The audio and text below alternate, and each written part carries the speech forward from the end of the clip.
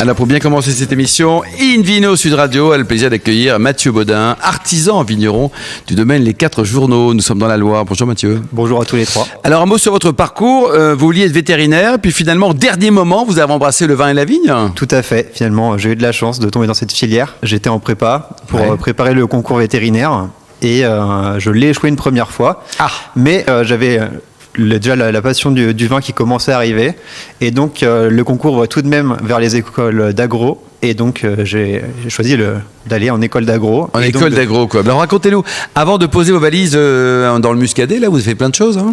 Eh ben oui, donc je suis passé par Pomerol, je suis passé 3 ans en Bourgogne, mais je regardais toujours ma région d'origine où je souhaitais revenir à l'avenir, et j'y suis revenu plus tôt que prévu, en trouvant une belle opportunité d'un domaine à reprendre. Et donc c'était un domaine qui était à vendre que vous avez acheté, c'est ça ? Oui, tout à fait. En fait, c'était quelqu'un qui partait à la retraite et qui souhaitait céder son domaine à un plus jeune, forcément, pour s'installer. Il vendait le domaine, les vignes, forcément, le matériel et surtout, ce qui est très rare à trouver dans le pays nantais, les bâtiments d'exploitation. Puisque souvent, les vignes et les bâtiments sont vendus séparément. Et c'est un peu problématique quand on veut s'installer à partir de rien. Et comment s'appelait le domaine ? Il s'appelait le domaine des Chausselières de Jean Bosso.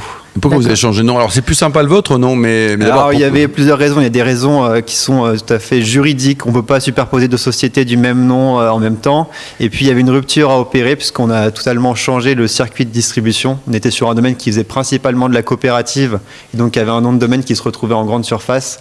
Là, moi, où je crée plutôt des vins qui s'adressent plutôt à un circuit. Donc vous mettez tout en bouteille, c'est ça ? Je ne mets pas tout en bouteille parce qu'il y a quand même 20 hectares. Ah, quand même.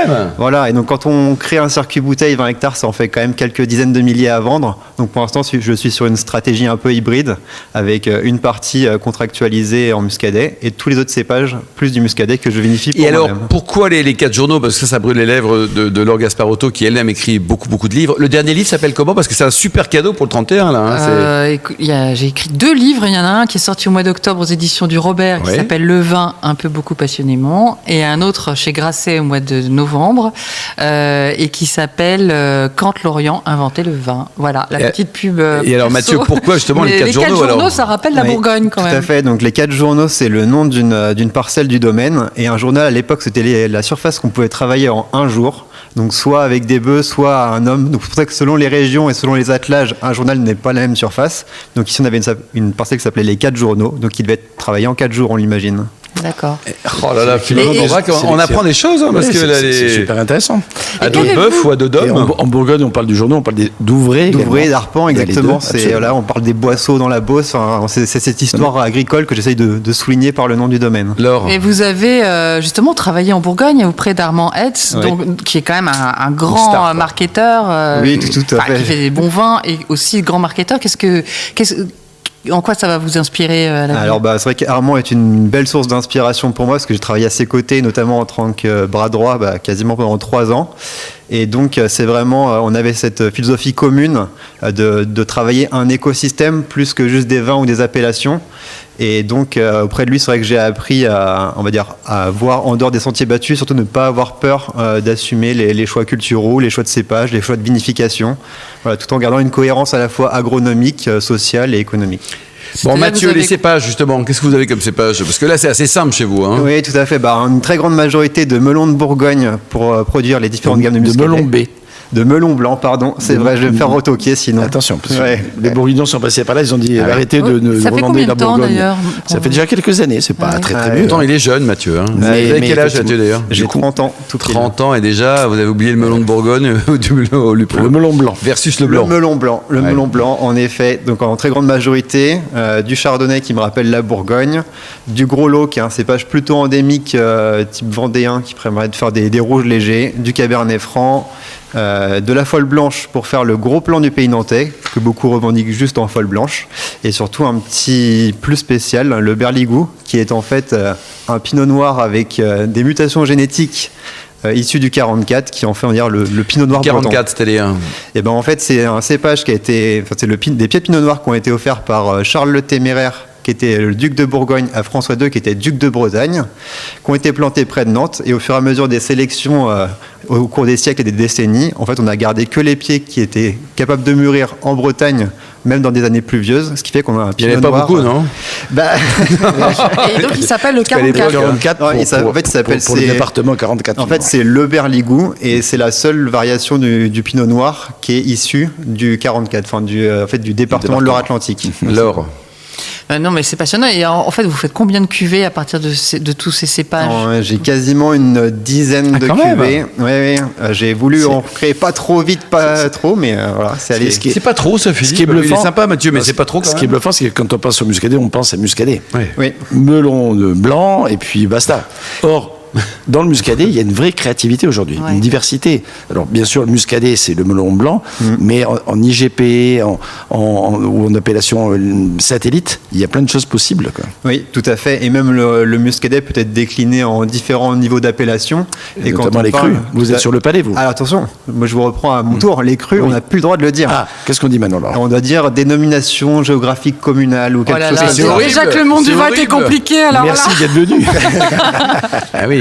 Non, Mais parce qu'on parle toujours non de- seulement de- c'est compliqué, de mais en plus terroir, c'est en pas tout cas. exportable, c'est Exactement. nul. Qu'est-ce qui a répondu ce nom pourri là? Ah bah c'est l'INAO. Ah oui. Bon, alors donc votre premier millésime, hein, c'est 2023, c'est ça? Exactement. Et donc, du beau terroir, millésime. on parle de terroir aujourd'hui, de le palais, par On exemple. parle du terroir du palais. Gorge, Château-Thébaux. Exactement. Et on a une vraie variabilité Clisson, de terroir etc. avec des vraies roches-mères très différentes. Donc c'est vrai que là, on a des schistes, des gneiss, des gabbros, des granites, tout ce que vous voulez. Donc c'est vrai qu'on a une vraie belle mosaïque de terroir pour s'amuser avec du monocépage ou non.